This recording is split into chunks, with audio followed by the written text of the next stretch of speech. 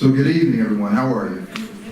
Okay. Welcome to the Alpha-Gal Syndrome Symposium. My name is Aaron Hall, and I represent Taj Media Productions, TajTalk.com, and we are very happy to have you all here. This evening, we will look to discuss what Alpha-Gal is, to define how to deal with it, how to combat it, and to have deliverables on what next steps would be in order to overcome this. There are many moving parts to this evening. We're happy to have you all here. This could not be happening if it was not for Miss Beth Carrison Vanderheit and Miss Jennifer Clapp. They have really put their energy into making this happen. So without any further ado, Jennifer and Beth, why don't you take it away? All right, thank you, Aaron. And thanks everybody for being here tonight in person and dialing in around the world. This really means a lot to all of us in the Alpha-Gal community. So first, what we want to do is just go over a little bit about Jennifer and I individually so that you have a familiarity with us, and then we'll get into the layout of the presentation and start introducing the speakers, okay? So a little background about me. I have been, most of my career in operations management and project management in the finance world and business and finance. I'm married. I have 3 boys. We live in Massachusetts, and I've got a little place in southern Maine. Sometimes you'll see me share information about it. It's a place I love dearly. And unfortunately, up there, we are starting to see a problem with the Lone Star tick. Massachusetts, that whole New England area, is a hotspot for Lyme disease, and unfortunately 3 in my family have had Lyme disease. I'm one of the 3. My son was diagnosed twice. 4 out of 5 of us in my household have life-threatening food allergies, so we're very familiar with what anaphylaxis and ingredient detective work that we have to do every day. After years of dealing with that, between tick-borne conditions and food allergies, I felt inspired to change my career and go back to school to become a certified integrative nutrition health coach. And I did that through one of our sponsors, the Institute for Integrative Nutrition. And so while I was in school, I was actively involved with a very active Alpha-Gal support group. I remain so. And that group became involved with the Tick-Borne Disease Working Group, which is a group appointed in the United States to help oversee some of the gaps and things that we need to work on in the country regarding tick-borne conditions, or diseases as it was defined originally, which is now expanding, thankfully. And through that whole experience, it became really apparent to me there was a real need for credible information for everyone, not just the healthcare practitioners and EMS and things like that. So that was really the genesis of starting Tick-Borne Conditions United. So that's a little bit about me. And Jennifer, you want to get into a little bit about you? So my firsthand experience with tick-borne illnesses started back in 2011 when I was working on my doctorate in public health, and I contracted ehrlichiosis, which is one of the lesser-known tick-borne conditions. And of course, being in public health, I knew that ticks were bad and that you really didn't want to get sick, but man, I would not wish that disease on anybody. It was so awful. And I lost literally 3 months of functionality. And later they diagnosed some other coexisting infections, Lyme and Babesia. So a couple of years after that, I did get my doctorate finally. And I did some work with the health department here in Chatham County. And one of the first things that we did was a survey of exposure to tick-borne ticks and illnesses. And that was a survey that we did locally because we wanted to compare it to some national results that the CDC had and start getting a glimpse of what things looked like in this county. We thought we knew, but we really wanted to start down the road to get better information. And about a year after that, that survey ended up being focus group research, because about a year after that, I decided to take an entrepreneurial spin to my career, and I started a company called Tick Warriors, and we'll talk about them in a little bit. They're a sponsor tonight.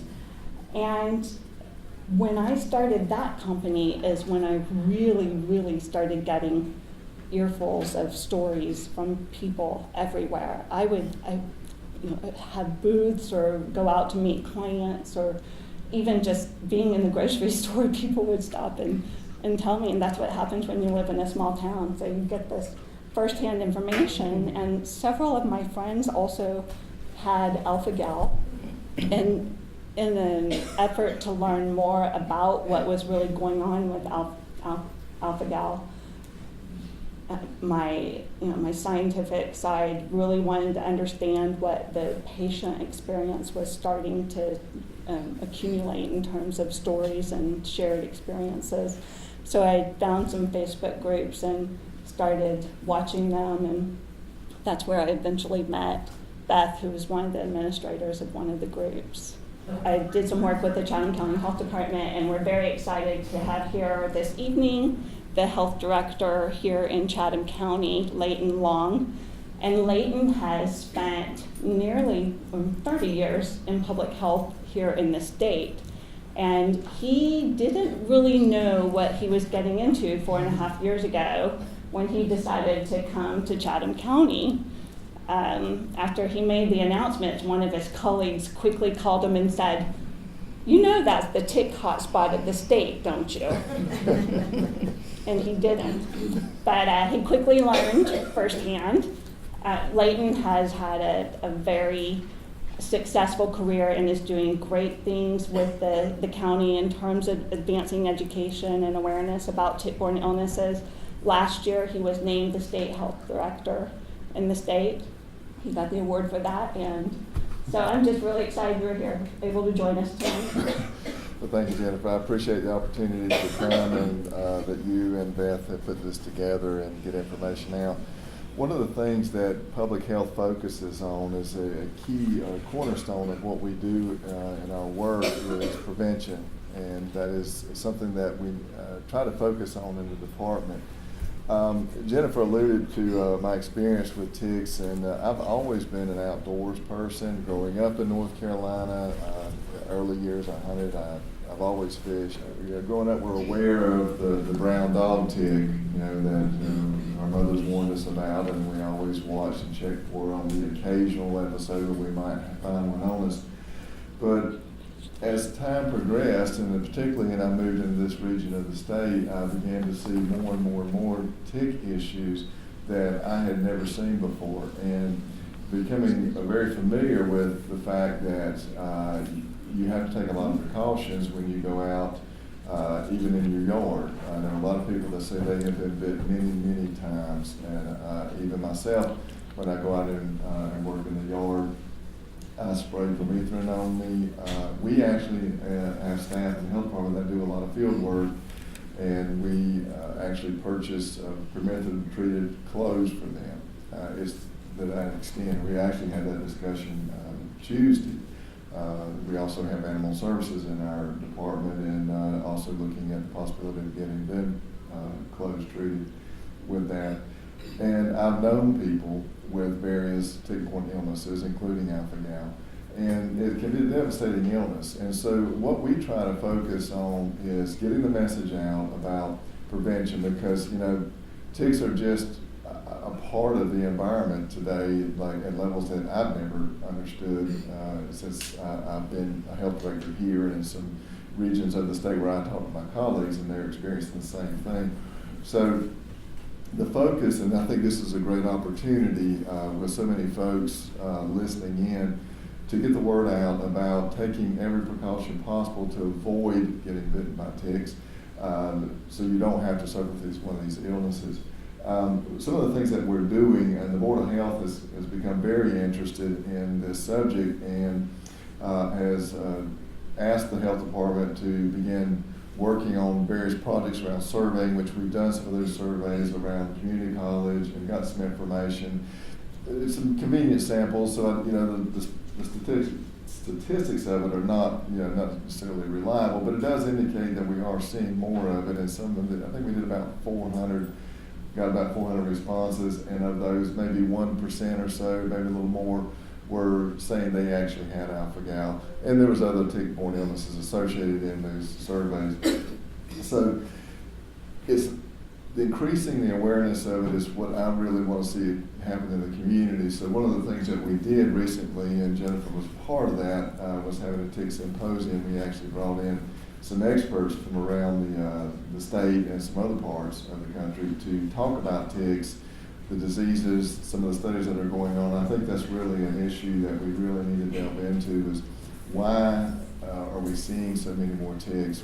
Is there anything that can be done about it? Are there environmental changes that are going on that are causing this? As part of our overall strategy to deal with it. And at the end of the day,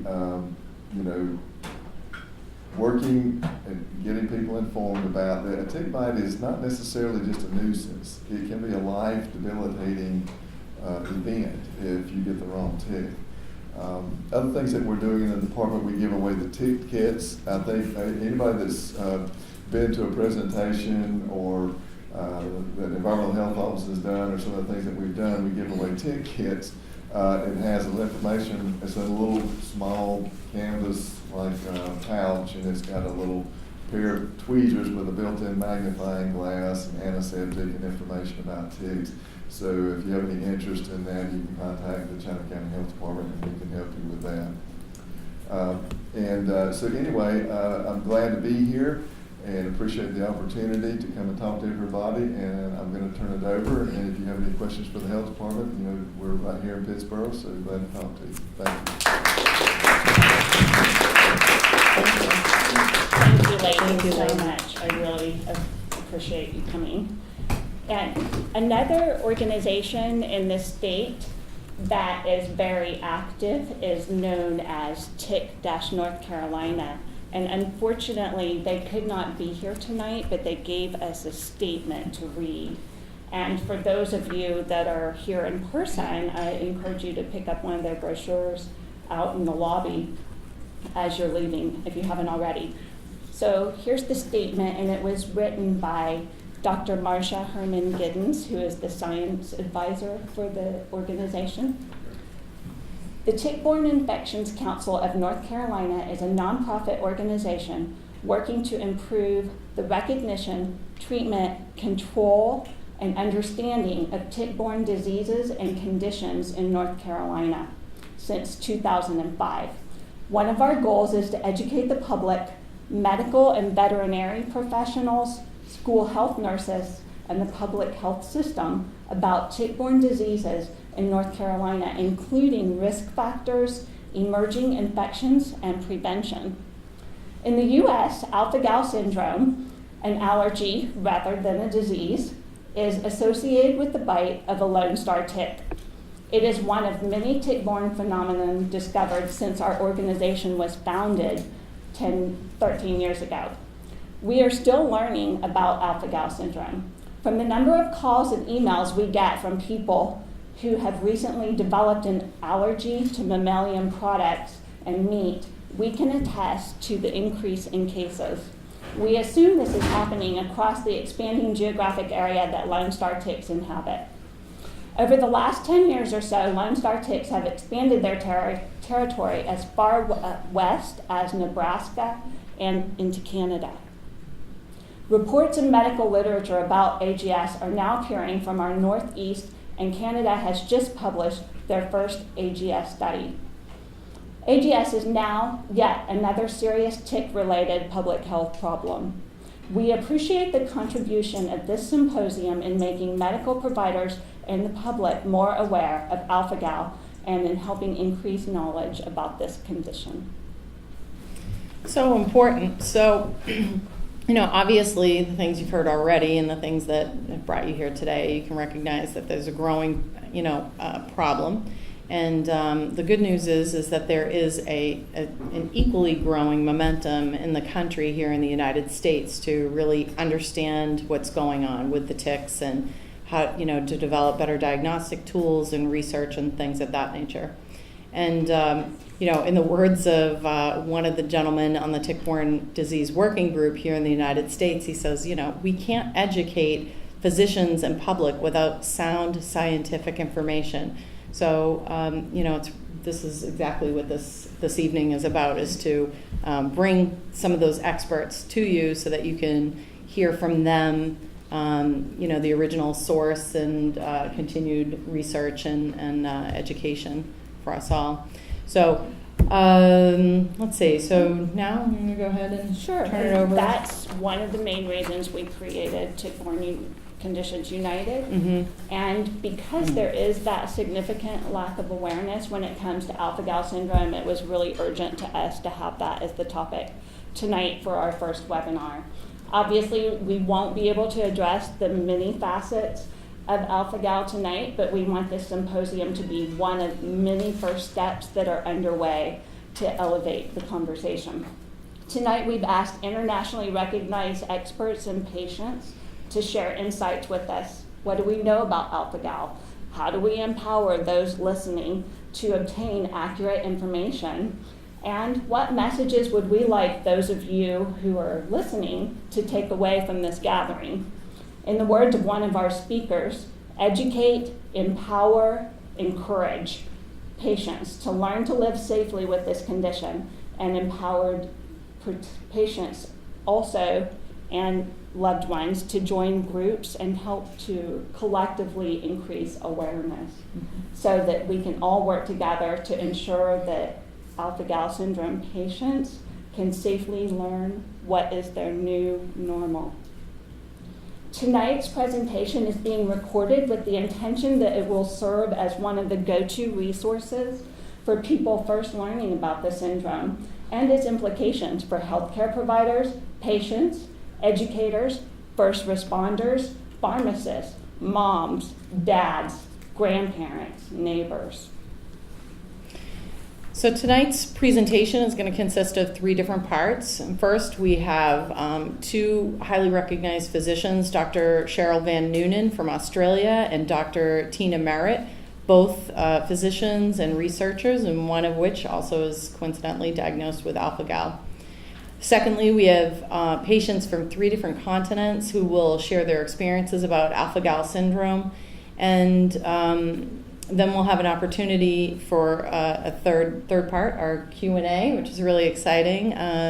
Those in the audience as well as audience online, you'll be able to address the speakers with your questions. Now, I would like to introduce to everybody Dr. Tina Merritt, who is an allergist immunologist in Bentonville, Arkansas. And Dr. Merritt was on the team that discovered the relationship between alpha-gal and the cetuximab cancer drug here in the United States. And interestingly enough, as I said, she is the one that one of the physicians that's been diagnosed with alpha-gal as well. So with that, I'll turn it over to Tina. Can you hear me now? Yes. There we go. Okay. So alpha-gal was first described in Australia, I believe it was 40 years ago. And in 2008, we published an article in the New England Journal of Medicine when we found an association with a cancer drug causing anaphylactic reactions. And the cancer drug had alpha-gal on it. And Dr. Platts Mills in Virginia was asked to develop a test for this allergy in 2004 for Imclone, the company that was making the cancer drug. And there were 4 patients that had anaphylactic reactions, and 4 of the samples came back positive. And then the test kind of fell to the wayside. But then when they got their FDA approval, there were more cases of anaphylaxis. And a patient in Bentonville, Arkansas, actually passed away from the first infusion of this cancer medicine. So we developed the test again around 2006, and it was one of the physicians doing research at Imclone that figured out that it was alpha-gal. And then since that time, we hypothesized that alpha-gal is caused by a tick bite, and that was found by Dr. Platts Mills in Virginia.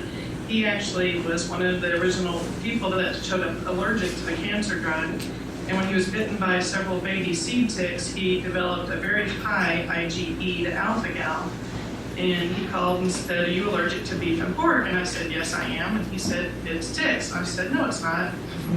And yes, it is. So we developed the test for IgE to alpha-gal in the U.S. And in the past year, according to Viracor Eurofins, the company that does most of the tests, there were 14,500 positive alpha-gal tests last year. And a positive is anything above 0.10 for the amount of IgE antibody. And then these reactions were occurring across the Mid-South, from Virginia and North Carolina over to Arkansas and Missouri, but now they are spreading. And on Facebook there is a ZMAP where people put a pin if they have alpha-gal, and it's spreading up the East Coast. It's going north. They are seeing a lot more in Michigan and northern states. There's a few in California. 2 of them are actually my patients that moved from this area. And then the reactions seem to be associated with mainly the Lone Star tick, but we theorize that it's also other insects possibly.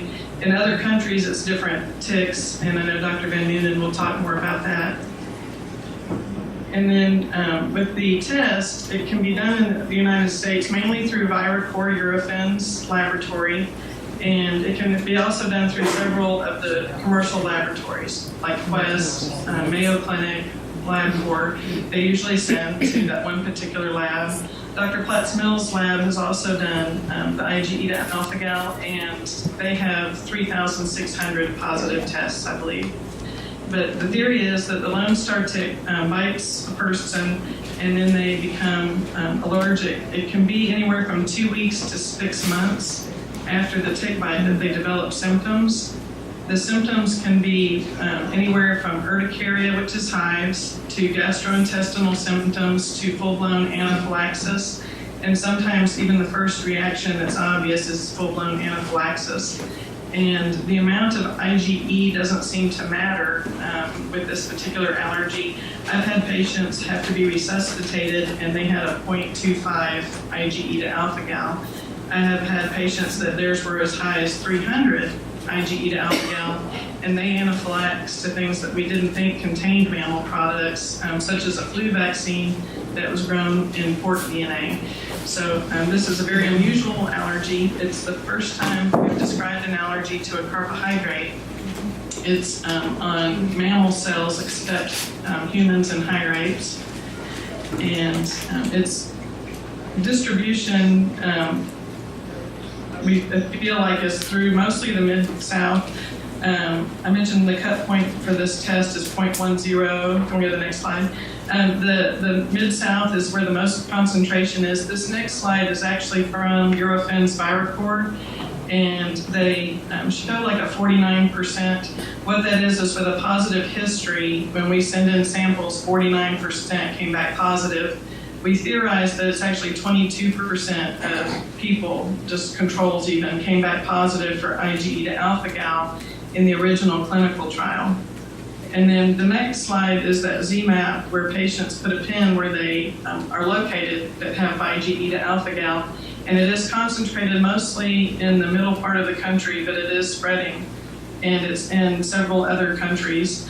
My next slide is mainly Arkansas, because in Arkansas we actually have an alpha-gal task force that was started by Representative Julie Mayberry. She went to the House of Representatives and figured out that 2 of them had alpha-gal. And she said, well, what were the chances of 2 out of 100 people having this allergy? And she had had anaphylaxis 6 times before they figured out what the cause of her reactions were. And then the next case slide is showing how many positive tests they've had. So at Eurofins Viracor, they've theorized that they have 58,000 positive tests. Now this is over several years, since 2009, and this is also duplicates. Like I measure this on my patients every year when we can. My best estimate is that there's 14,500 positive tests in a year here, and then Dr. Platts-Mills has 3,600, but some of those are also duplicates. Sometimes we send to both laboratories. And I mentioned the symptoms can be anywhere, from hives to full-blown anaphylaxis. And the problem with this allergy is it can be delayed. It can be 2 hours, it can be 10 hours after someone has eaten either beef or pork or even gelatin. So some patients are so sensitive they can't have gelatin, they can't have any mammal products in their medications. There's something called magnesium stearate that is the binder that's usually from a mammal source. And the problem in the US is they're not labeling these products for mammal content. And so that's something we are trying to do with the FDA, but we do need people to report their reactions to the FDA, whether it's to medicine or foods, so that they can realize that this is a significant problem. Also, we're finding that natural flavoring, we don't know what that is in different products. Some restaurants add mammal fat to their grease. Some patients are so sensitive to milk that even when something says non-dairy, they're reacting to the casein or the whey, which is the protein in milk, but also milk has lactose, which breaks into galactose. So I've found that about half of my patients with alpha-gal allergy are also allergic to milk. And then I believe my next slide, I don't know if you have that up. I had a slide in here that was about the things that we can eat. So we can usually eat poultry, we can usually eat fish and seafood, unless there's another allergy that develops. The things we can't eat include anything from a mammal. So beef, pork, venison. I've had a patient that didn't know venison was a mammal. So we have to be very careful about what we eat. And then with the milk products, a lot of times it's hidden in several of our foods. And then with avoidance, we also have to avoid the medicines I've mentioned. We have to be careful with the vaccines because they usually have gelatin or they can be made with mammal products. Sometimes with supplements, they can be gelatin capsules, but also they can be derived from mammals. So like pancreatic enzymes, some of the thyroid medicines, like in America, a lot of patients use Armour thyroid, which is actually from a pig thyroid. And then some of our medicines that we use in the hospital. So we have to be careful if we have to go to the hospital that our medicines like heparin, which usually comes from a mammal, that we aren't receiving those medicines. So I usually recommend getting a medical alert bracelet if you do have this allergy. And then some patients are very sensitive to other products, like Julie Mayberry was sensitive to lanolin in her husband's Carmex, and he would kiss her and she'd start coughing. And it took her a while to figure out that it was the lanolin in that product. Some patients even break out to just contact with leather if they're very sensitive. And then lotions, soaps, detergents, shampoos, we have to try and find vegan forms of these products, and it's very difficult. And then we do have a lot of resources now. There's several support groups on the internet. Some of them are international, some of them are local. Even in my area, we have like 6 local, within Missouri, Arkansas, and Oklahoma, we have 6 local chapters, and so that's very good. There's also several articles in the press now about alpha-gal. So in the US, I feel like there's probably 14,500 positive patients at least. That's on testing, but there's probably many more patients that have this and don't know it. So I think it's very important to educate. Right now, the only treatment is to avoid these products and these foods. And then there's some other theories about what causes this. It could be associated with infections, and a lot of doctors don't look for tick-borne infections, and I think that's important to do as well. Thank you very much. Well, thank you, Tina. I hope everybody learned something new from Tina's presentation. It was definitely action-packed. Tina, on the note of where you were sharing about, the different products and all, if anybody has any vegan shampoo, because I forgot mine. And I know I worked so hard to make sure she had her own pan and her own cutting utensils so we wouldn't have any cross-contamination. Yeah. But I didn't think about the shampoo. I know, and apparently I didn't either, so oops. So on that note, learning some new information about alpha-gal. There's another very large event being planned and underway with the coordination of Lisa Martin. It's going to be held on August 25th in Martinsville, Virginia, Which is only 2 hours from here. On the calendars. So you can find out more information if you go to tbcunited.com or tbcunited.com. We'll have this posted here, and any other alpha-gal groups or any other tick-borne conditions. If you're having any events that you'd like us to broadcast, please send that in to tick-borne-conditions-united@gmail.com, and we'll get that added on to our website for you. Okay. And for those of you that are here in person, we printed out a whole bunch of flyers, so please take one for yourself and then anybody else you think might benefit from knowing about it, as well as your doctor's offices and educators and some of those many categories that we mentioned.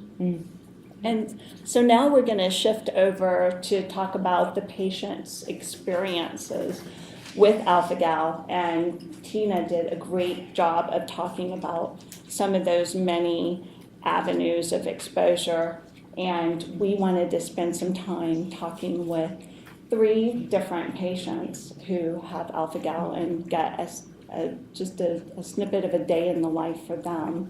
And that conversation is going to be led by Jennifer Burton, who actually lives in Northwest Arkansas. And after 6 months of unexplained allergic reactions and 4 episodes of anaphylaxis, she saw Dr. Tina Merritt, who diagnosed her with alpha-gal in April of 2017. In August of 2017, she founded a local support group and advocacy group called the Alpha-Gal Encouragers. Jennifer is going to lead off with a broad overview, and then we'll talk about, we've got experiences from a couple other patients as well.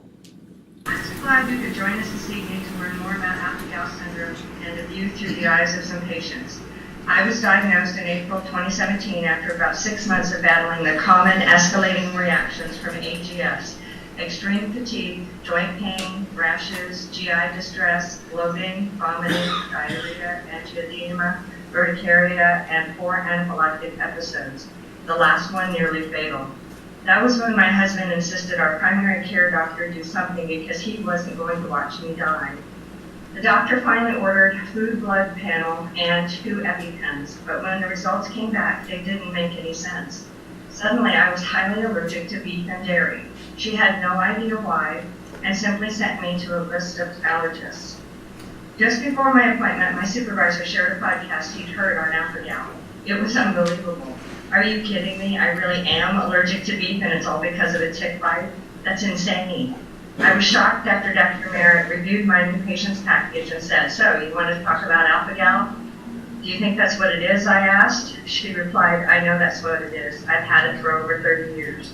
What a blessing. Someone, my doctor, who understood what I've been going through. Untold numbers of us are misdiagnosed and suffer for months, years, or even tens of years with no diagnosis. In an attempt to control unknown idiopathic reactions, most doctors prescribe medications with mammal byproducts in them, which only compounds the reactions. Just like my doctor, they had no idea what their patients are reacting to or why. Even when properly diagnosed, most doctors and pharmacists think that we only have allergic reactions when we ingest mammalian meats. They simply tell their patients don't eat beef or pork, and in a year or 2 it'll go away. They either don't know or don't consider any other possible triggers because only contain trace amounts of mammal. Yet no one would ever give a person with a peanut allergy a single peanut. It's no different for us. Traces of mammal can keep our systems constantly agitated and even trigger a fatal reaction. During that first visit, Dr. Merritt warned me about dairy, cheese, pets, mascara, cosmetics, shampoos, conditioners, bath, body, hand soaps, and lotions, medications, supplements, gelatin, and gel caps. The list seemed endless. Then she recommended I go to Facebook and join an alpha-gal support group and learn all I could from them. The diagnosis, devastating. Its implications, overwhelming. Over a year later, grocery shopping, reading labels, and doing AGS research still consumes me. Vitamin D3, the bovine calcium and gelatin capsules for my osteoporosis, medications and vaccines, almost everything has some sort of beef, pork, or dairy byproduct in it. Even Benadryl, what I used for my allergic reactions and anaphylactic episodes, has magnesium stearate, which is usually mammal source. Mammal and dairy byproducts are concealed in so many ways, using so many hidden names. Trying to learn and avoid them isn't just daunting, it's seemingly impossible. A proper diagnosis is an enormous learning curve in order to stay safe and reaction-free. A proper diagnosis is truly life-altering. About 50% of us react to dairy products, about 30% to the fuels from cooking mammal meats, from charcoal fires. Research studies are finally confirming what patients have known for years. The gelatin and mammal byproducts in vaccines, medications, and supplements can cause us to have a fatal allergic reaction, just like that single peanut. And there's cross-contamination from grills or utensils. Forget that favorite restaurant. It could land you in the hospital a few hours later. And be sure to consider the routine doctor and dentist visits and the products they use. Heaven forbid an emergency surgery or sutures. Everything has to be vetted. Does it contain some sort of mammal? Even then, doctors, dentists, and surgeons simply don't believe it's a necessary precaution to take. Then there's the isolation, anger, and depression we go through, the broken marriages because spouses can't cope, protecting the children diagnosed with AGS, dealing with family and friends who either forget or sneak a little bit of bacon grease, milk, or butter into that recipe and then watch you as you battle with the swelling and the hives, saying, oh no, I forgot, but it was just a little bit. Or surely you can go out and eat with us. They'll have chicken or something you can eat. As I mentioned earlier, many of us are told it'll eventually go away. Personally, I can't tell you how many well-meaning friends and family have told me the good news. At least it's temporary and it'll go away. How I wish reporters would stop reporting that as if it's gospel. The top experts now say it may go into remission in 2 to 5 years if we avoid all mammal sources and if we avoid being bitten by ticks again. But there's no guarantees. Just like Dr. Merritt, many have lived without the gal for decades. Current estimates are approximately 1 in 300 may go into remission, and in many of those, alpha-gal may still return within a year or more, with or without another tick bite. There is no cure or treatment, only avoiding mammal sources. I could go on for hours. We all could, but there are more stories to be heard and much more information that needs to be shared. Thank you so much for joining us. Thank you, Jennifer, very much. And with that, I have Jeannie Swain sitting right next to me. She came all the way from Pittsburgh, North Carolina to be here. And she's going to tell us about a day in the life of her life as an alpha-gal. So I can remember the first time I heard about alpha-gal, I had a friend who told me that she was allergic to beef and pork, and I secretly laughed at her. I thought she was completely crazy and that this was like the new fad allergy that everybody was going to have, because there's no way that you're going to be allergic to beef and pork. Fast forward to September 2016 when I got a diagnosis that I indeed had alpha-gal as well. Prior to that, I had 2 episodes that were many months apart where I woke up in the middle of the night, was violently sick, GI sick, throwing up, similar to what I would think food poisoning is like, except that my hands and feet started itching, and then I broke out in hives all over my body. And like a very smart person, I did not go to the doctor. They were so far apart, and I thought, oh, well, it's just that random thing I had tonight. It's no big deal. I won't eat it again, or I won't drink it again. I'll be totally fine. And then I started developing tongue swelling, and I went to an allergist. Thankfully, I first saw an allergist who knew about alpha-gal, and so immediately when I came in, he knew what I had. So many people with alpha-gal spend years trying to figure out what they're allergic to, or have doctors who have never heard of alpha-gal before. So I was very lucky I got that diagnosis right away.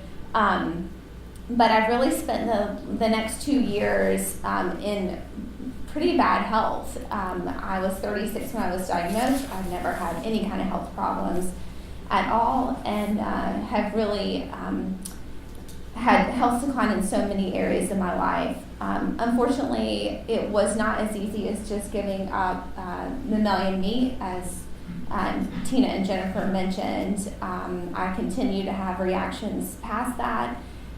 So eventually I learned all about all the mammal that's in so much of the food that we eat that we don't realize we're eating. I spent days in the grocery store crying, Googling all the different ingredients in the foods that I love, only to find out, okay, well, maybe it was that. Well, so I would cut that out, but then still have reactions. Well, maybe it's this. Cut that out and still having reactions.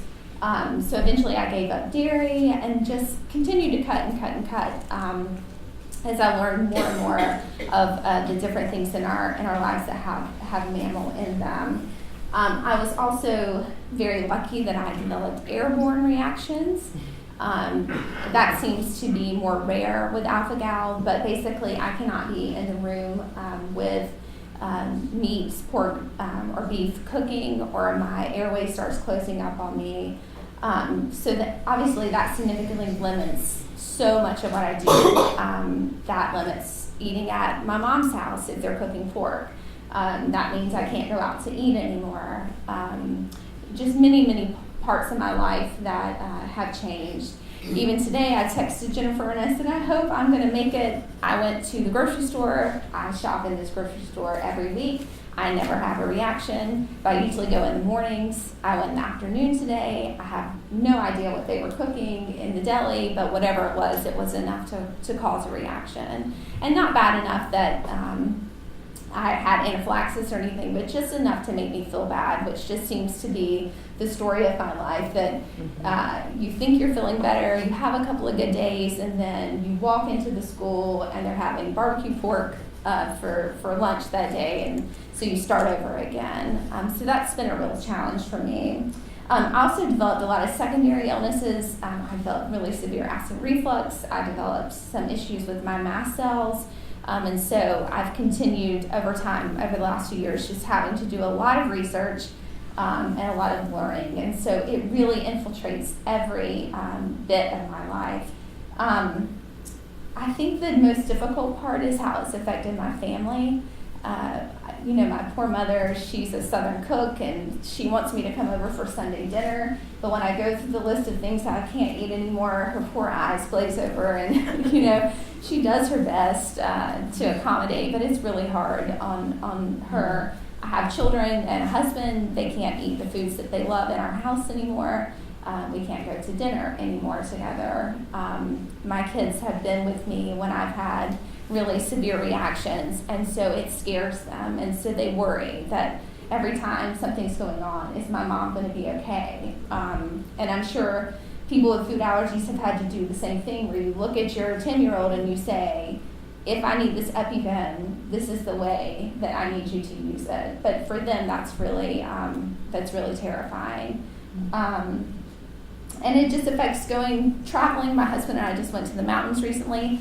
I had to think through everything that we were going to do on the drive there. Where are we stopping? What food do I need to have in the car? When we get there, how are we going to eat? What grocery store can I shop at? Will they have the food there that I can eat? What can I cook on while I'm there? So many things that it can become quite overwhelming. But I'm really thankful that I am in a Facebook support group with a lot of the women who are speaking here today. That's probably been the most life-changing help for me. I have a wonderful allergist, but the research is kind of lagging. They're still trying to figure out the beginning part of alpha-gal, and in the meantime, we're all living with it. So having that anecdotal help has been really great. So that's kind of it, but it's not a death sentence. I know we make it sound so terrible. It is really challenging, but if you can find a group of people, if you can find the information, the support, and we can learn from each other, then it makes it bearable, and it makes you be able to get through that day and figure it out. So good luck. Thank you so much. What a vivid picture you painted for us.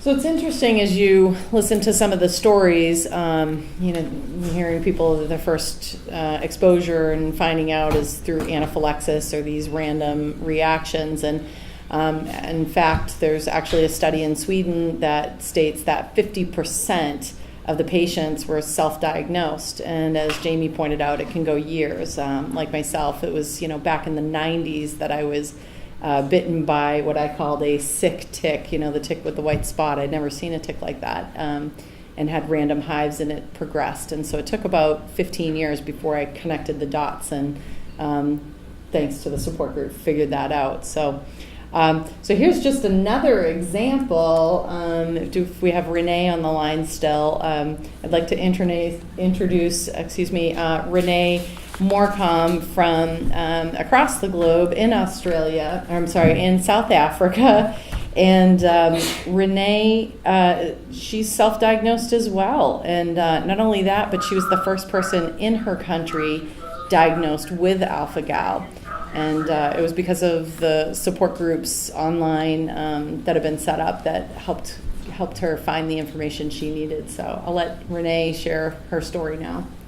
Do we have Renee on? Are you there? Yes, I'm here. Hi. Thanks for giving me this opportunity to share my story with the world. I live in Pietermaritzburg, South Africa, and together with my husband and 3 children, we run an orphanage called Tambi House, caring for orphaned and abandoned babies. My alpha-gal journey has brought a mix of emotions, both positive and negative. It has been a long, scary journey, and yet in some ways my journey has brought with it many blessings and friendships all over the world. On the 17th of January 2016, I had my first reaction, severe anaphylaxis. Like many at the time, my first reaction, I did not know about alpha-gal. In 8 months, I had 6 severe anaphylactic reactions. I was hospitalized and tested for everything but alpha-gal. I began to live in fear. I didn't even want to eat. I eventually Googled the late anaphylaxis and discovered alpha-gal and later tested positive. I found an alpha-gal Facebook support group and was welcomed in and guided by its members. I have since opened a local support group in South Africa called alpha-gal SA. Having answers, I thought I would feel empowered, except this was not the case. I felt alone. There were no other doctors in my country that could accurately guide me on this path, as they don't know about alpha-gal in South Africa. This is due to a lack of exposure of alpha-gal, and this is an issue faced worldwide. I felt I needed to consult with a doctor who knew what alpha-gal was, so I decided to go to America and see Dr. Scott Commons. This was not as simple as just jumping on an aeroplane. I do not earn a paycheck, and I rely on donations to run the orphanage. I opened a crowdfunding page and had to raise money. Within a few weeks, friends, family, and people I've never met donated to make my cause possible. In April 2017, having never been on an aeroplane in my life, I took nothing more but a small backpack, a few dollars in my pocket, and I backpacked through America. I was kindly hosted by the new friends I made on Facebook. I was able to consult with Dr. Commons. He was able to answer my many questions and guided me how to live with alpha-gal. I am forever grateful to him and the positive impact he had on my health. Since my diagnosis, my daughter, son, and husband developed alpha-gal. The reality is you only learn you have alpha-gal once you have your first reaction, and you just hope it's not a bad one. This has created a lot of fear in my life for the children at my home that haven't got it yet. We try hard to keep our home alpha-gal safe for all our children. However, this isn't possible because we live off donations. I'm concerned about how alpha-gal will impact the people in my country. Our doctors and nurses are yet to learn about alpha-gal. I was self-diagnosed through internet research. However, 2 million households in South Africa do not have access to electricity, and 46% of people do not have access to internet. We also have 11 official languages in South Africa. How will many people find the knowledge and support they need? South Africa has a free national service, health service, and as many as 82% of South Africans use this health service. There are currently no provisions for labeling the ingredients of medication, as it's bought in bulk and then put into small plastic bags. Labeling is a worldwide issue for alpha-gal. Furthermore, South Africa has the highest HIV epidemic in the world. Research will need to be done to determine if ARVs contain traces of mammal byproducts. Some of the children I care for in my orphanage are on ARVs. If they get alpha-gal, would they have to choose between life-saving ARVs or deadly anaphylaxis? 55% of South Africans live on less than $1 to $2 a day and cannot afford the cost of EpiPens and testing. My family doesn't have an EpiPen, and we use an ampoule of adrenaline and a needle. The current system, there's no place to get tested in the government facility, and we pay out of pocket. I live near my local hospital, but not many in South Africa do. More are at risk of alpha-gal are those that live in rural areas and are far from hospital. Alpha-gal is a medical emergency. According to our local government ambulance service, the average response time is 108 minutes to rural areas. However, I did a public poll, and the response came back that it takes between 2 and 8 hours for an ambulance to arrive at a medical emergency. South Africa has made some positive leaps forward. In June 2017, a small team of doctors did a study in rural Eastern Cape and discovered 84 patients that tested positive for alpha-gal. An additional 24 patients tested positive through private labs throughout our country. That totals us to 108 patients with alpha-gal, and I believe there are more. They just remain undiagnosed. I am thankful to the international alpha-gal community, the doctors, researchers, and patients and advocates. It is because of your voice I was diagnosed.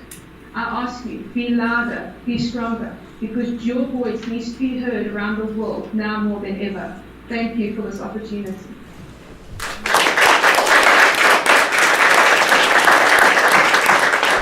Well done, Renee. Well done. Thank you very much for sharing that story. Every time I get choked up listening to her. She raises, quite the valid point here that, we have a big challenge ahead of us. We're a small group, but we're mighty. I mean, we reached South Africa. So thank you, Renee, for all that you do for us and for your countrymen over there. So now I would like to introduce Dr. Cheryl Van Noonen, who is the original founder of alpha-gal. She first described the association between the tick bites and subsequent development of mammalian meat anaphylaxis, and first described ticks as an insect causing anaphylaxis. And with that, I would like to introduce the founder of alpha-gal, Dr. Van Noonen from Australia. I saw my first patient with mammalian meat allergy after tick bite in 1987. And one person who's had that allergy for over 45 years now that I've met, a colleague. Here we have two problems with ticks, and the other problem that we have is tick anaphylaxis, which we seem to suffer from in this country much more than around the rest of the world. Tick anaphylaxis was described first in Australia as well, and we seem to have an inordinate number of our people with tick anaphylaxis. That probably relates to the type of tick that we have here. We have 70 species in Australia, and around 16 of those will infest humans. 95% of the bites are from the one species, which is the Australian paralysis tick, Ixodes holocycus. We'll move on to the next slide. This is the business end of the Ixodes holocycus, the hypostome or the feeding tube, and that's protected from the two palps. The two palps basically steady the tick in inserting the hypostome, and then she is, if we could have the next slide, planning to make a blood lake, and the way she feeds. So the Greek term telmophagy means blood lake feeder, and she communicates with dermal capillary plexus, in other words, very tiny blood vessels in our skin. And she forms a chamber And when that chamber is disturbed, then our people can have tick anaphylaxis. When the chamber has been used to make her 2,500 to 3,000 babies, she will then depart, pop a little bit of sunscreen on them, dish them well, and leave them in some leaf litter. Now, this tick takes a little from the blood, squirts a little into the area, but when it's disturbed, we think it squirts a lot, and that's created most of the difficulty. Our tick has a particularly long hypostome. Ticks around the world. So when we look at where our tick lives all down the eastern seaboard of Australia on that next slide. So the distribution map shows that around 50% of our population is at risk of a tick bite. Technically, for example, I live in a tick endemic area, but I spend most of my time seeing people with tick-related allergies. I haven't yet had a tick bite. I'm pleased to say. My daughter has, however, and for some time she was intolerant to milk after that, and this involved her trekking through a bushland to get to her netball course, which is a very popular sport for girls over here. So even when you don't actually have exposure, your recreation or your work can take you into these areas, as you know. Our tick, as with most ticks around the world, it loves autumn to make her larvae. She's done her eggs in summer and left them. And then in winter we have the nymphs. And the nymphs, people can have nymph bites by themselves, only ever have a nymph bite. And they can contract the mammalian meat allergy after tick bite. Adult form of the tick is the only form of the tick which will provoke an anaphylaxis. So while I've seen 1,200 people with mammalian meat allergy after tick bite, I've seen only 209 with tick anaphylaxis. That said, there's a very high rate of fatality with tick anaphylaxis when you consider the smaller number of people. Now, if we go on to the next slide, we too think that 2003, the numbers of cases of people with mammalian meat allergy after tick bite in Australia really increased markedly. And when we look at that, it involved the fact that we had feral foxes that had been baited in our national parks.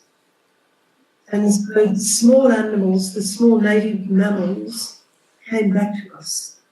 And one of those native mammals is the bandicoot, which is the little furry creature just next to the tick in the top left lane of that slide.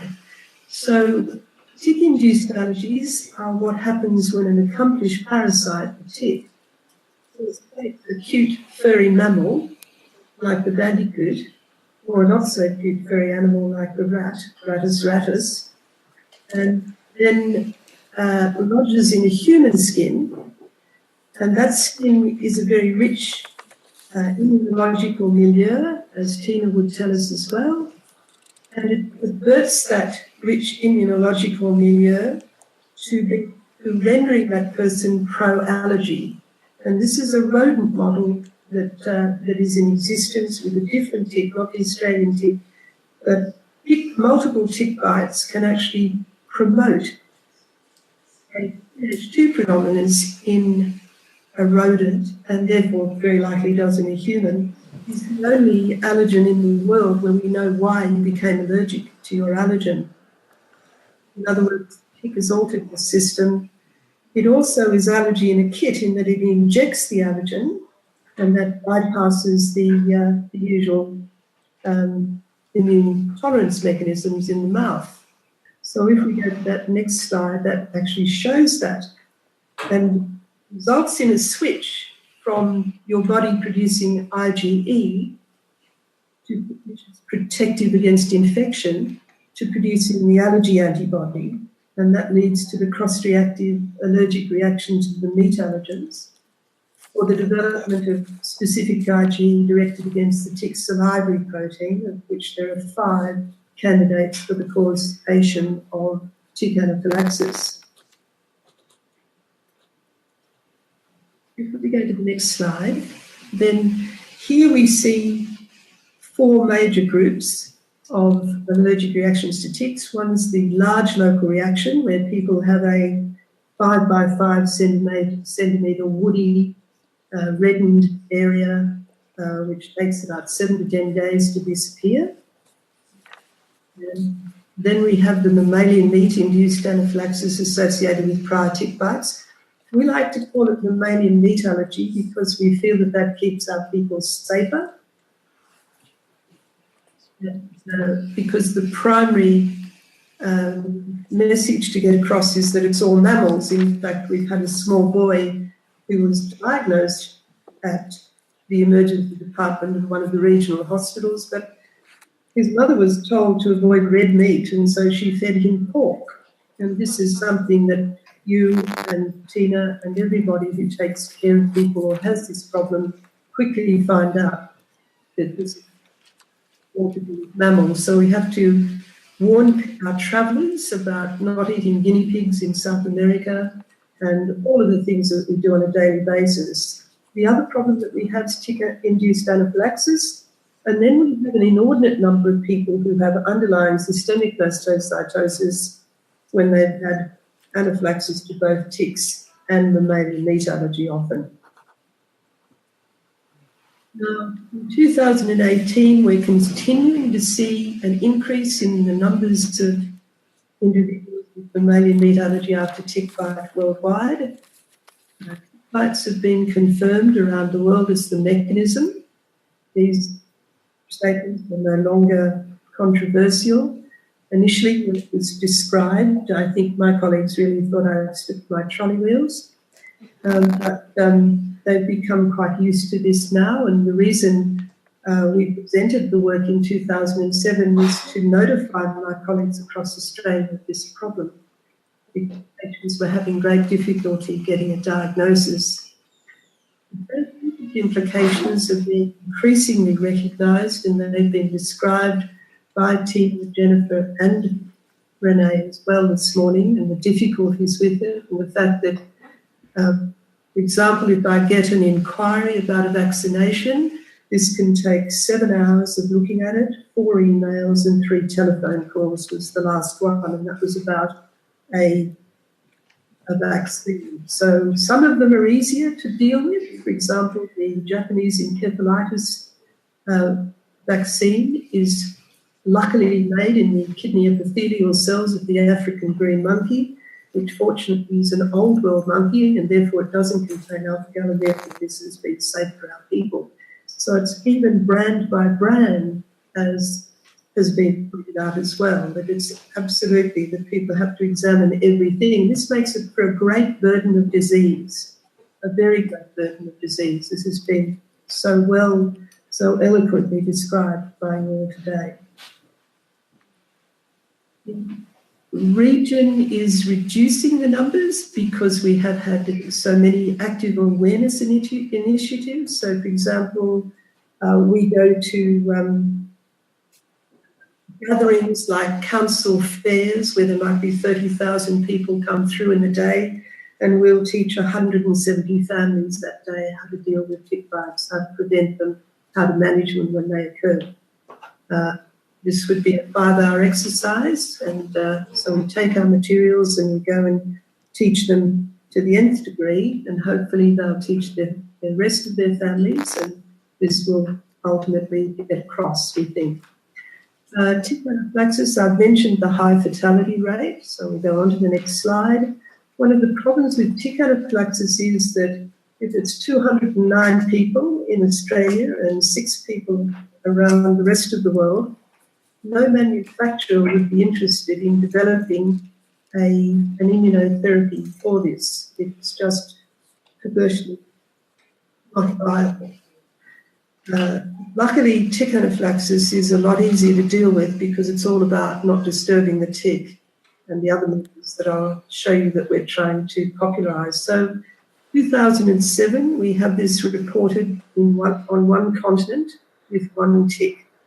We've just, one of our other articles is in press at the moment, which we've described as second species of tick on the other side of the country as causing mammalian meat allergy.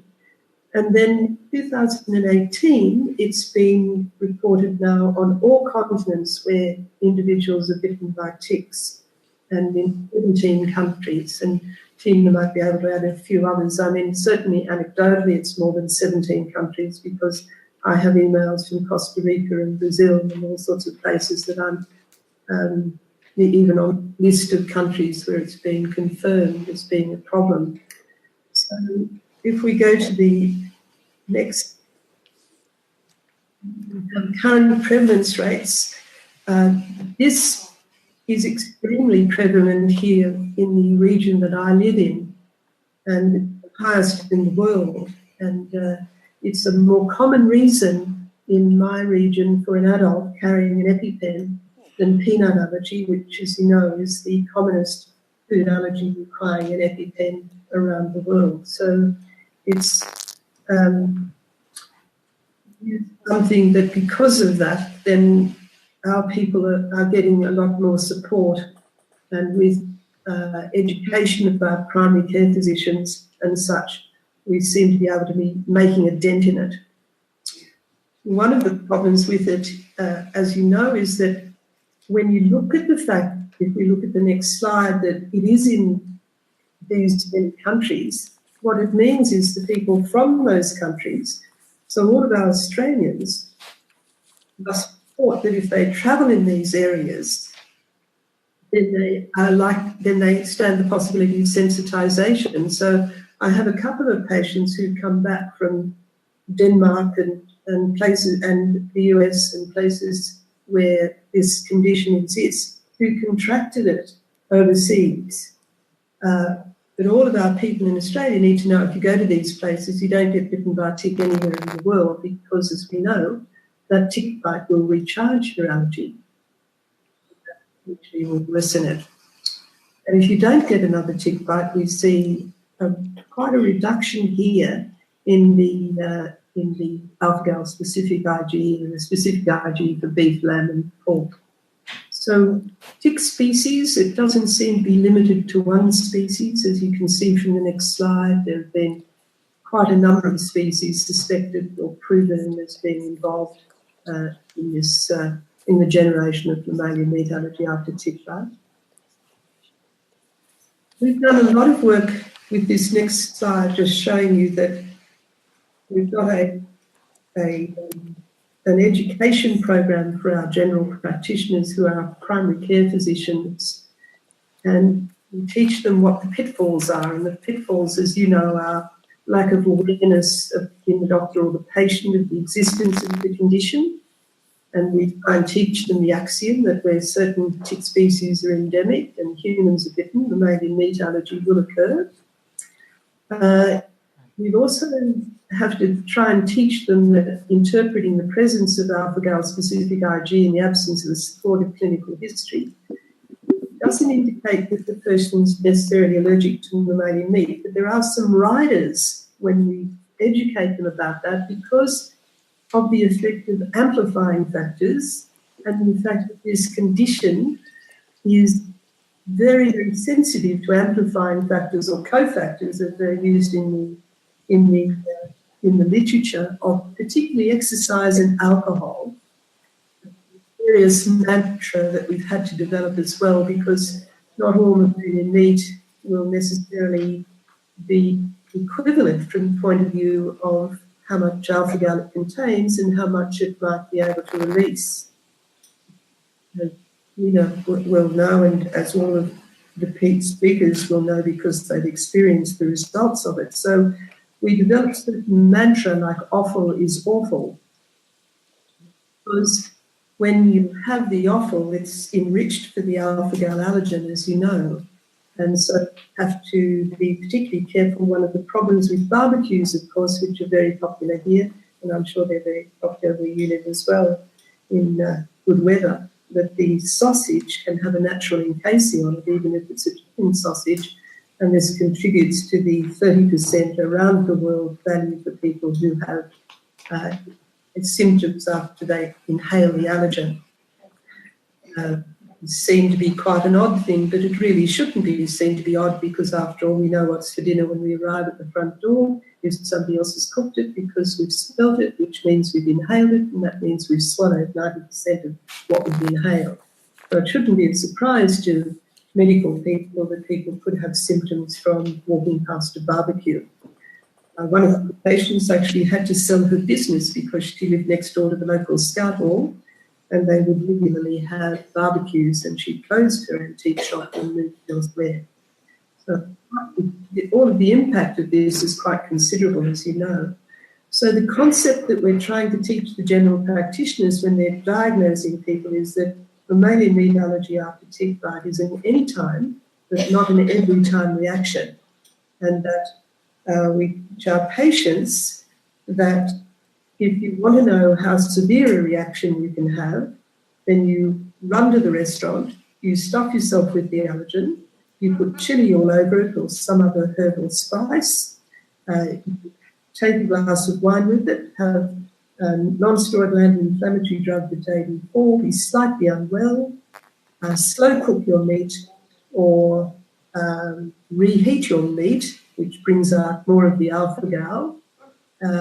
If you're female, be premenstrual and stand back and you'll see whether or not you react to it. So we have to be cruel in that statement to point out that all of these factors can make a difference to that individual person when they are exposed to the allergen as to whether or not they have a reaction or not. So I think that the crucial role of cofactors is something that's very well appreciated in the European literature, as Tina will know. We also have to teach them that not everybody will react all the time, so some of our people will be able to have some of the allergen without getting deprived because they're not particularly sensitive to cofactors and their sensitization levels are becoming less. So many of our people can have a small piece of bacon, a small piece of lamb. Lamb's not big in America, I know, as a food, but lamb usually contains less alpha-gal. So you get a guide from this when we do the test, because the alpha-gal it's done on offal, it's done on thyroglobulin from an animal, virtually an offal specific IgE test, and then the beef, the lamb and the pork will be a different amount usually. So if we go to the next slide, then I'll just tell you about something that you don't really see much in the United States that I'm aware of, and that's tick anaphylaxis. So between spring of 2011, which for us is September 2011, until yesterday, I have seen 209 individuals with tick anaphylaxis, and in a similar time, I've seen very few individuals with wasp or European wasp or bee venom allergy. So in our country, there have been 4 fatalities, and when you consider that we're talking about probably a couple of thousand people, that's quite a high fatality rate. And it's certainly more common to have a life-threatening reaction to a tick in Australia than it is to be struck by lightning or be attacked by a shark.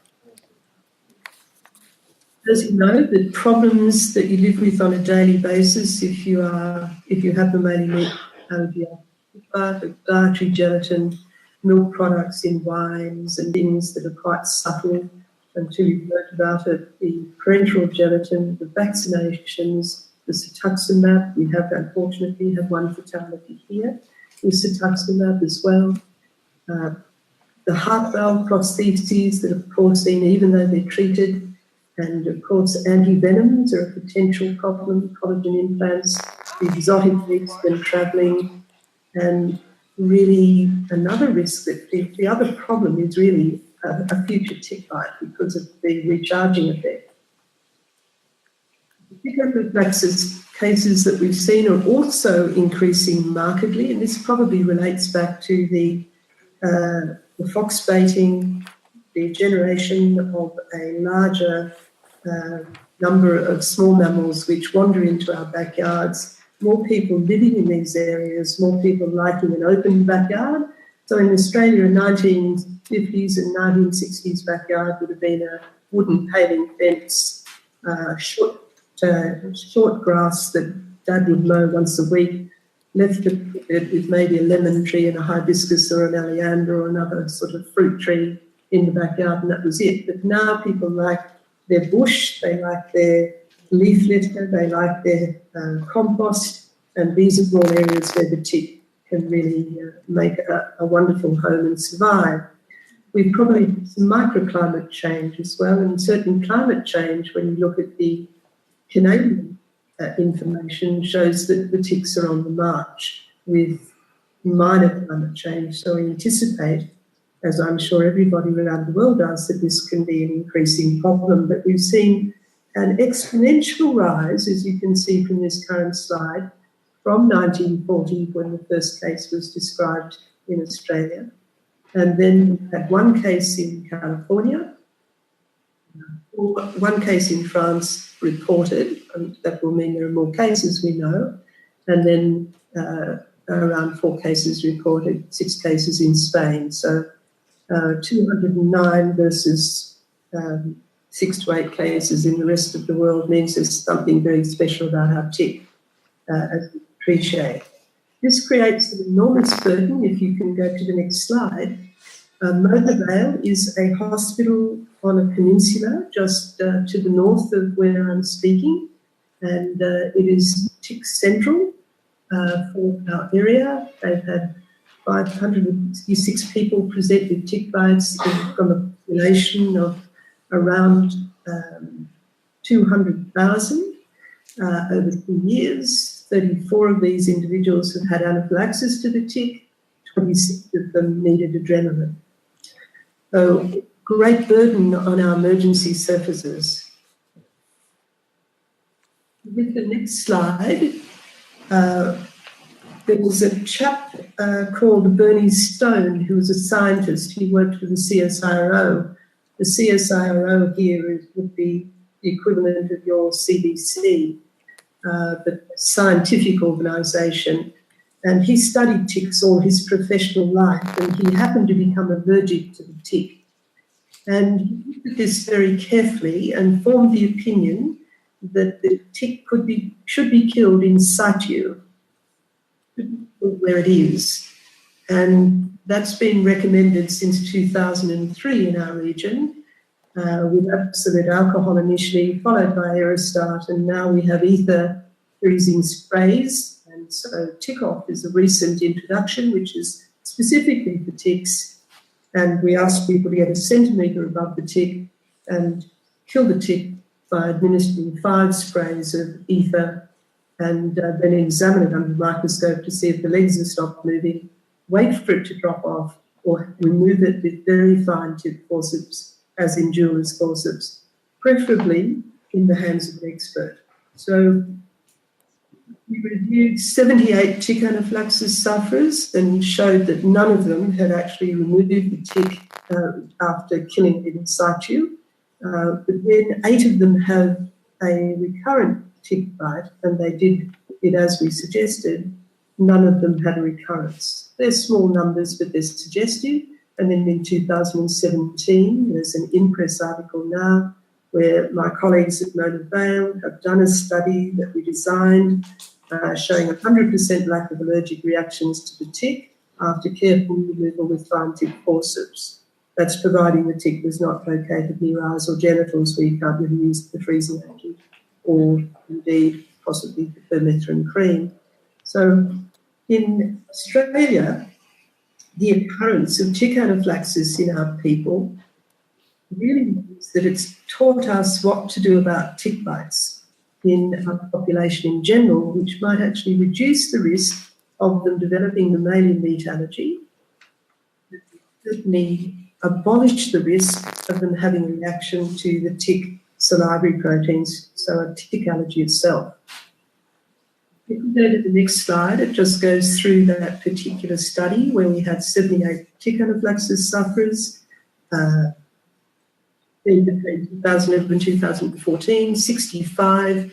We had the details regarding their tick removal, and not one of them, as I said, had produced managed to kill the tick in situ. So it means that we think that around 98.5, 100% of people, providing it's not in a difficult area, can be protected. But we've spent a lot of time with working with the community and with media, with really well-respected media in all forms, trying to get across the idea of if you live, work, volunteer or play where ticks live, then you don't scratch anything you can't see, because it could be a tick, and when you disturb a tick, the tick will squirt allergen into you, so do not disturb a tick, and kill the tick where it is so she can't squirt allergen into you. For the prevention of tick bites, we're very fond of dress for the occasion and treat your backyard as our mantra. And dress for the occasion, if we move on to the next slide, we like a long sleeve shirt, which is fitted at the wrists, long t-shirt, which can tuck into long pants with a good tail on it so that the back of the t-shirt can't come out and people are working. And then tuck the pants legs into long socks, and ideally all of that would be permethrin bonded in the fabric with this being done in a factory. There's been good evidence that this will be helpful. Wear the colour that's light in colour, so it makes it easier to see the ticks. Brush the clothes when you come in. Peck a few chicks daily. Use the heat in any preparation you like, following the manufacturer's instructions for the areas you can't cover. And as I said, develop these mantra on the next slide, which is the ticks you can hardly see, i.e. the larval and the nymph stage ticks. We tell them, dab it, don't grab it, which is apply the tickercide permethrin. So you squeeze up a little bit of the permethrin as a blob and then just touch that blob to the tick without disturbing the tick. Leave that there until the tick's dead in about an hour and a half, and scrape it out using a straight-edged, reasonably sharp instrument. And the ticks you can see, the mantra freeze it, don't squeeze it, which is use an ether-containing spray, preferably tick off, because the other things, the skin tags and warts, usually have applicators in them, which people will apply to the tick directly and disturb the tick, or Elastoplast cold spray. And then we ask them to remember that household tweezers are tick squeezers, because so many of our people have had tick anaphylaxis when they've used household tweezers.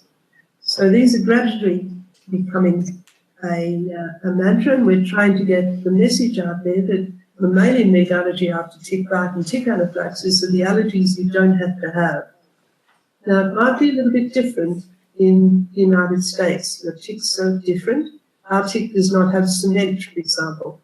And so it would be very important to look at what for example, the Powassan virus, which is a problem in your area. Not that I think where you are, Tina, that you can correct me on that assumption if it's incorrect. But if the Powassan virus was in your ticks, then you really need to get the tick out within 15 minutes. So you don't have the luxury of letting the thing die, dehydrate and drop off. And so it may be that that's different, but there does need to be some work, and indeed there is some work being done on looking at the effectiveness of killing the tick in situ upon any development of an infectious disease, because that's particularly a problem in countries other than Australia. We have rickettsiosis, and we have people who develop a disease which has similar features to Lyme disease, but we don't actually have Lyme disease here in this country, so we do have some luxury in that regard. So all of it, in 2013, we convened the Tick-Induced Allergies Research and Awareness, and this has been a really fantastic community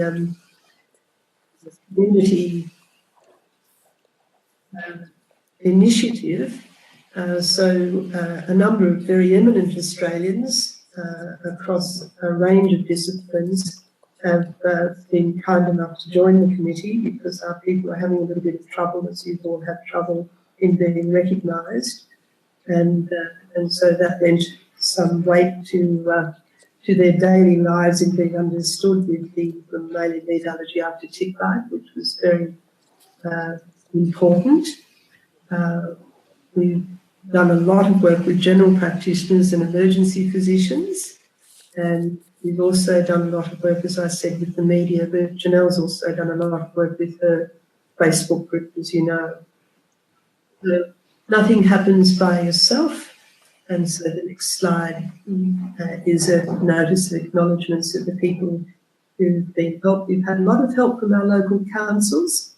We've developed a industrial, where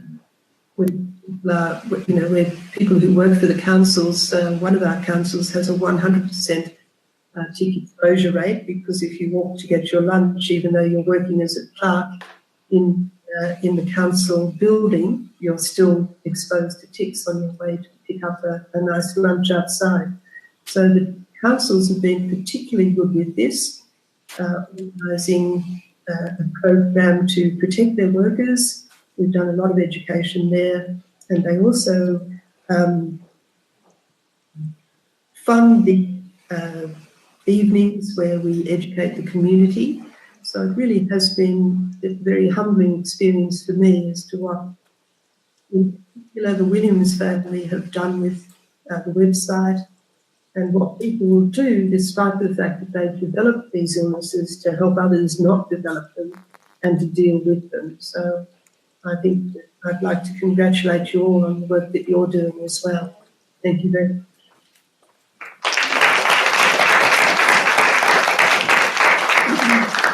So, Dr. Van Noonen, I have to say that many of the things that you've shared with us tonight have been incredibly fascinating, and Beth and I are learning right along with everybody else. And I especially appreciate your insights about the prevention, and the freeze, don't squeeze tagline and approach hasn't quite made it here to the U.S. And I've been really interested in the research that you've shared on that, and we're going to... We actually have a couple of questions for her. Yes, great. So yeah, we are going to have time for a couple of questions, and then we'll wrap up. The question is, have you ever tested for alpha-gal in the saliva glands, in people's mouths? I guess a swab in people's mouths? No, I haven't done that. No. Our next question is from Nancy Jo Smith. How long does it take to get a diagnosis from a blood test? We have particularly the alpha-gal specific IgE test, the ImmunoCAP, was introduced here quite a few years ago now, and we've been using the blood testing exclusively. What I used to do to test people would be to get raw organic meat from Sam the Organic Butcher a few kilometres from where I'm sitting and take this in to test people. Because a lot of people would initially say, oh, it must be the chemicals in the meat, doctor. But now we have the ability to test this anywhere people can have blood taken, because our pathology is, we have very big companies, and so you could have this test done in the most remote community. Your blood would be taken to major centres, and this can be tested quite easily. If I see somebody here, they can have the blood taken that day, the test will be done the next day, and they'll have their answer the day after that. Next question. Are you aware that they have begun to add alpha-galactose to chicken feed in various parts of commercial chicken production? Well, I think that what they probably are adding is alpha-galactosidase. So there's an enzyme which breaks down simple carbohydrates called alpha-galactosidase, which you can buy in 500 kilogram lots from China. And they add that to chicken feed because it breaks down the complex carbohydrate to simple carbohydrates. So the result is you get a fatter chicken faster. I have a question for Tina, for Dr. Merritt. So there seems to be different camps among allergists about what they tell people once they're diagnosed. Some doctors say just avoid mammalian meats, but continue on with dairy and mammalian byproducts unless an issue arises. But it sounds like maybe you give information to go ahead and start looking into shampoos, into your medicines. So I'm just wondering, when someone's diagnosed, what is that initial information that you're giving them? I usually give my patients 3 different handouts. One of them is from my local support group, Jennifer Burton here. She did a lovely little glossy brochure that gives some of the basic information about what to avoid and how to get to her support group. I also give a handout that's actually from my local VA hospital, where one of the dietitians put together a list of medicines and foods that you wouldn't think of, that like Pop-Tarts contain gelatin. So things like that. I also have a blog, Tina Hatley Alpha Gal, that I started in 2010 that listed some of the basic information about it. And I have a little summary of the story behind Alpha Gal that I give with the summary that's in that blog of what to avoid. I have had to stop my statin drugs because I have not been able to find any that don't have lactose, because I'm very sensitive to little bits of this stuff.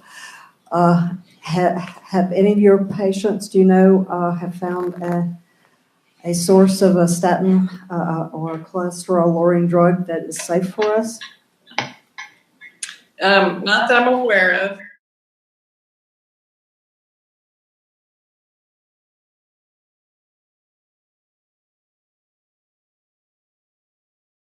Recently about cholesterol being related to alpha-gal allergy possibly, and I don't know yet what that's going to mean as far as reducing your risk of having cholesterol issues. If you can cut out beef and pork and mammalian meat, could that possibly affect your cholesterol levels? We don't really know, because we just saw that association recently.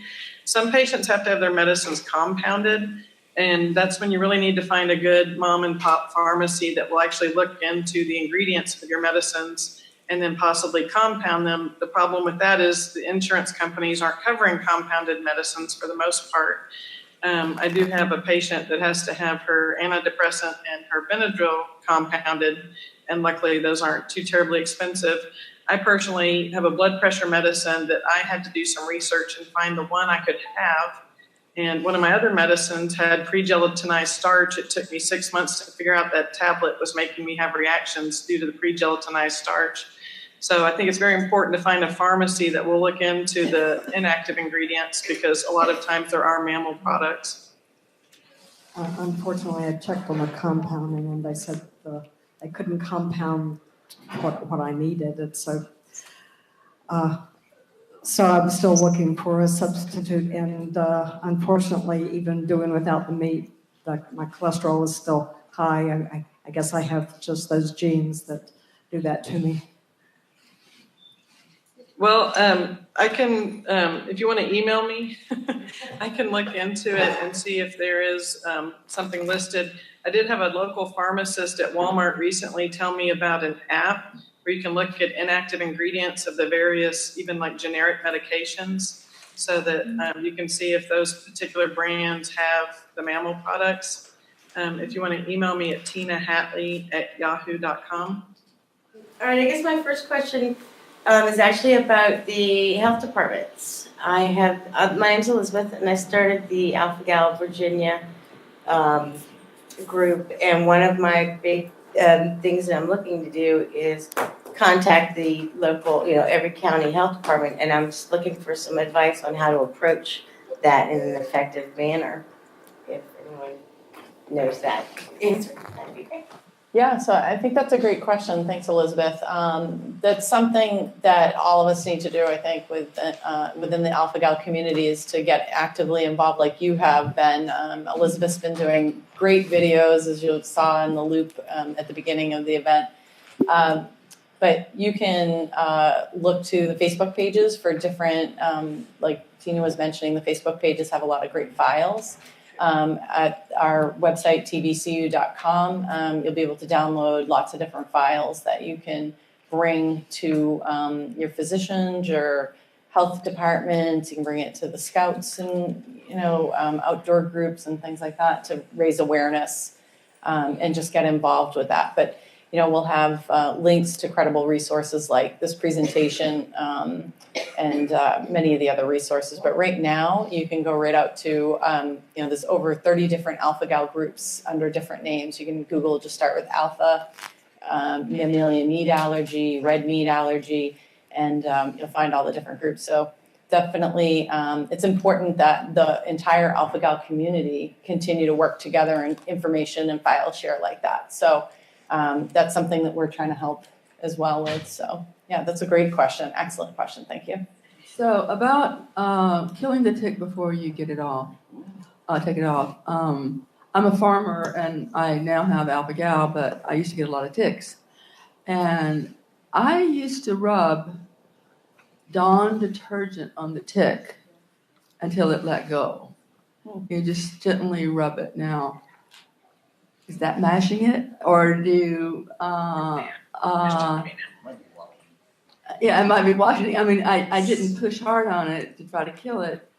My theory was I was going to suffocate it, and it usually let go after a minute or so.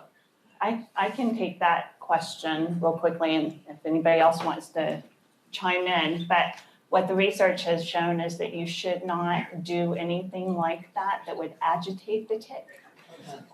Put essential oils on it or soap, the Dawn soap, because what they've figured out is that it makes the tick more likely to regurgitate and or defecate materials as it's coming out. And then if you're handling it with your bare hands especially, then you might have microabrasions in your skin, and that causes issues, risks of you getting whatever's going on with that particular tick, and which makes Cheryl's information especially, I think, interesting about the freeze, don't squeeze approach. I have another question from online. Mm-hmm.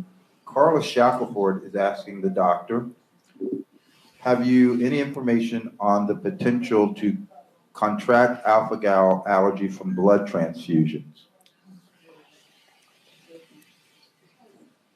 Anyone? It's for the doctor, but if anyone can answer, if you have any information on the potential of contracting alpha-gal allergy from blood transfusions. Anyone? If you had a very high level of alpha-gal in your blood, alpha-gal specific Ig in your blood, technically you could transfer that, but in actual fact the half-life of that would be quite low. So having long-lasting allergy from from any blood transfusion hasn't been seen. It's only been seen with a liver transplant and peanut allergy being transferred by that. And I think that would be a low risk because firstly, you're only receiving sort of 250, 300, maybe 500 mils. And it needs to be a very high level of that. You'd need to have the meat delivered to you very quickly after the transfusion as well, in my view. Regarded as an unlikelihood that you'd be clinically allergic to it under those circumstances.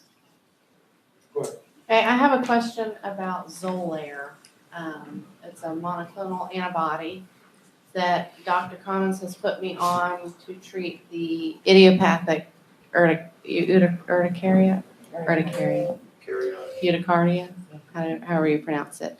I don't quite understand how the Xolair works, and is that something that's common to treat IgE allergies?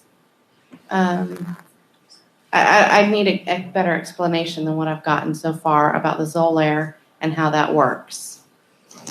The question about the Xolair is Xolair binds up IgE receptors. So regardless of what's triggering mast cells, it's blocking the IgE receptor. So some people do well on Xolair. I do have a couple of patients that have had allergic reactions to Xolair. It's a different carbohydrate. It's not alpha-gal, but there is that risk of having a reaction to the carbohydrate on the Xolair. but it's supposed to bind up IgE receptors regardless of what's triggering them. What happens to the IgE receptors once they're bound? What happens to the IgE receptors once they're back? Bound. Once they're bound, I'm sorry. What happens to them once they're bound?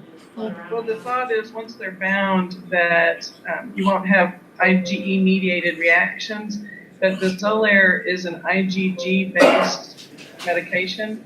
So it can only last for 21 to 28 days in your system. So usually people get injections from every 2 weeks to every 4 weeks, depending on their symptoms. If it's for urticaria, the U.S. only has FDA approval for every 4 weeks, but I've usually gotten it approved more frequently if people are having breakthrough urticaria. It's not really indicated for alcohol.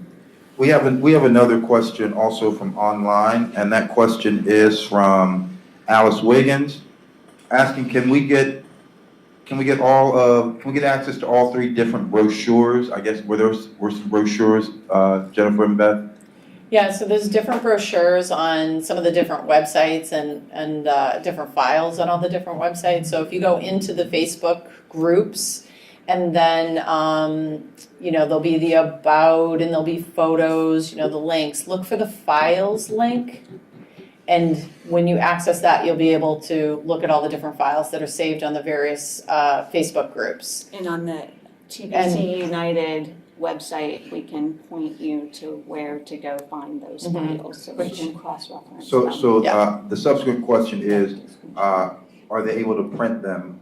Ashley Bauer, where can we get one of these brochures, and are they able to print those off?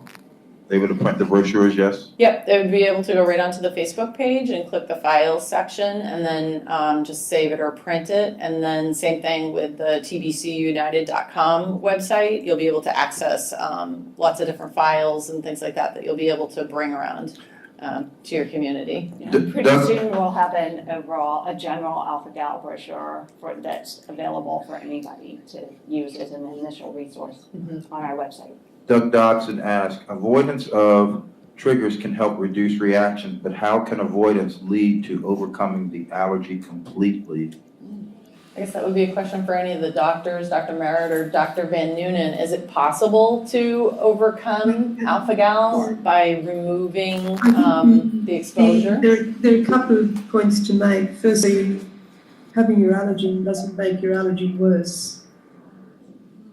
I think that's a truism which has been established in many allergies. What made you allergic to it is the scenario to avoid to improve your allergy. It's my view that all allergies will, over some time, many years, if there's a year, 10, 20 years, will ultimately lessen, because the immune system will continue to try and fix the situation. So having your allergen doesn't give you any problem. Avoiding what made you allergic that need to be done. And that's really the lesson, as I've mentioned, from the tick anaphylaxis, in that if it's avoided, then we see a reduction in the amount of specific IgE directed against the alpha-gal progressively. This is very helpful for our patients to keep them doing what they need to do to avoid ticks, to have their backyards treated and make sure their clothing's appropriate, particularly with the nymph ticks, because the nymph ticks are an issue. The adult ticks are much easier to avoid, but the nymph ticks are very tiny. And it's a lot harder. I think you might call them chiggers where you are, but it really needs the effort of doing that. So the only way you can affect allergy is to avoid the circumstances which made it in the first place, and that's where mammalian beet allergy after tick bite is quite as well around the world, because the fact that we know that the tick did this to you means unparalleled opportunities worldwide for primary, in other words, people not getting it in the first place, and secondly, in other words, people losing it by avoiding tick bites in the future. We have another question. We have a few more. Amy Bloomfield asks, she says she thought that pre-gelatinized starch was vegan and has nothing to do with animal gelatin.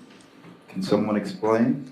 Go ahead. You know, if I can make a suggestion that we'll collect some of these questions and we'll do our best to get the answers from maybe, you know, Dr. Van Noonen and Dr. Tina Merritt, if you would indulge us in some email conversation and answering a couple of the last questions, because we are running over on time. And then we'll go ahead and post that on the website as a follow-up to this event tonight. Because, you know, for some of the people, Renee, it's the middle of the night in Australia. So, Well, thank we've you. been thrilled at the response. We have probably about 40 or 50 people here in the room, and we had almost 200 registrations. So we know we've had an incredible appetite for this information, and hopefully everybody here has learned something tonight. And especially understanding that no one experiences this allergy the same, and even within individuals, it can be different anytime. So with that, I think. So with that, we want to close and say a special thank you to all of our sponsors, Amarillo Hill Farms, the Institute for Integrative Nutrition, Tick Warriors, Dr. Tina Merritt's Allergy Clinic, Tickies with Dan the Tick Man, or Tick Man Dan, and just the Vermont Health Center out of Siler City. Chatham County Marketplace. I mean, we've had an outpouring of support. So thank you to everybody for supporting online, in person, supporting it financially to help present this information, and especially to Taj Talk for giving us this platform. And so what we would like to close and say is something that we often say, and this is in relation to you and Taj Talk and your team here, all the sponsors, everybody in this room, and everybody online that has personally helped me, and all of, you know, and Renee and everybody else around the world learn how to live safer. This is a phrase that we say all the time, and it's we are better together. And we want to thank Jennifer and Beth. Give them a round of applause for helping all this to happen. And let us not forget Craig here at Sweet Pea Theater and their very nice showing coming up of Steel Magnolias, June 22nd through July 1st. And of course, we could not leave if we did not thank Adrian, Gustavo, Brother Terry, and Gio. These guys have been moving this whole thing along the whole time, and they've done a magnificent job, and of course, having you guys here. So we thank you all. Thank you for being a part of Taj Talk, where we discuss, define, deliver. Thank you to all our guests. And if you have any ideas that you'd like to see on the platform, this is the people's platform, it's yours. Thank you, everyone. Good night.